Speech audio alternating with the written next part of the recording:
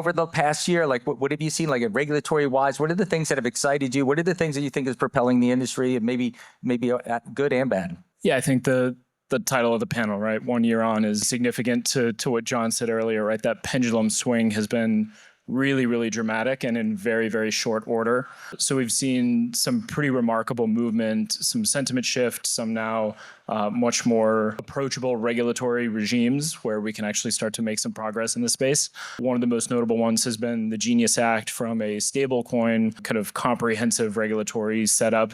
You have the ability now to have some actual structure behind what it means to be a stablecoin, how they're defined, what the reserves look like. If you spent any time at the crypto summit that John's team threw earlier this year, it was very, very focused on stablecoins. You have Standard Chartered calling it the first killer app in digital assets. So finally having some semblance of true comprehensive regulatory structure on the stablecoin side is really important.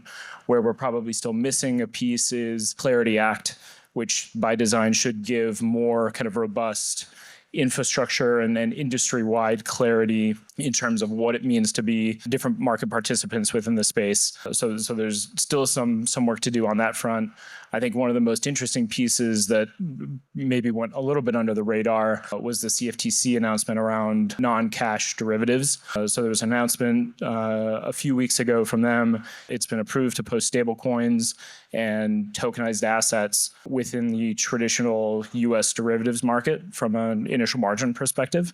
As a collateral manager, very, very interesting to us because you start to open up a world where you start to benefit from the best of all that blockchain and digital assets are designed to do, the ability to do things quicker, cheaper, and with less risk. So there's a huge benefit to starting to see that unlock. I think you're starting to see within that space a pretty interesting shift of the digital infrastructure starting to transform traditional market infrastructure, which is very exciting for those of us who've been in the space for a little bit.